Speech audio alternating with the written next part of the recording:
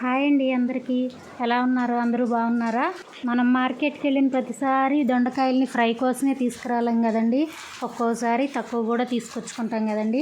అలా తక్కువ తీసుకొచ్చుకున్నప్పుడు ఇలా కర్రీ లాగా చేయండి ఫ్రెండ్స్. చాలా టేస్ట్గా ఉంటుందండి. రైస్లోకి, రోటీలోకి చాలా రుచిగా ఉంటుంది. ఒకసారి అయితే మీరు ఇలా ట్రై చేసి చూడండి. దానికోసం నేను ముందుగా స్టవ్ వెలిగించి కడాయి పెట్టుకుని ఆయిల్ వేసుకున్నాను. ఆయిల్ కాగిన తర్వాత అందులో తాలింపు గింజలు వేసానండి. తర్వాత అందులో కట్ చేసిన ఉల్లిపాయలు, పచ్చిమిరపకాయ ముక్కలు వేసి వేయించుకున్నానండి. అవి వేగాక అందులో రౌండ్గా కట్ చేసిన దొండకాయ ముక్కలు వేసుకున్నానండి. దొండకాయ ముక్కలు వేసి ఒక 5 నిమిషాలు మగ్గించుకున్న తర్వాత అందులో రుచికి సరిపడినట్టు సాల్ట్ వేసి ఇలా మూత పెట్టి మగ్గించుకున్నానండి. దొండకాయ ముక్క మగ్గిన తర్వాత అందులోనే ఒక 3 కట్ చేసిన టమోటాలు అయితే వేసుకుని ఇలా మిక్స్ చేసుకుని మళ్ళీ మూత పెట్టి టమోటా ముక్క మెత్తబడే వరకు ఉడికించుకుంటున్నానండి.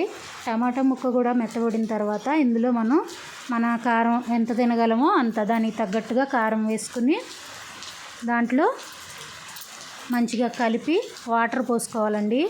వాటర్ పోసి మూత పెట్టి ఒక 5 నిమిషాలు మరగనివ్వాలి. అంటే కొద్దిసేపు ఉడకనివ్వాలన్నమాట. ఈ మసాలా అంతా ఈ ముక్కలకి పట్టాలి కదా. ఇలా అనమాట. ఇలా మూత పెట్టి ఒక 5 నిమిషాలు మరిగించుకోవాలండి, ఉడికించుకోవాలి. ఇలా ఉడికిన తర్వాత ఇందులోనే కొద్దిగా గరం మసాలా వేసుకోవాలండి.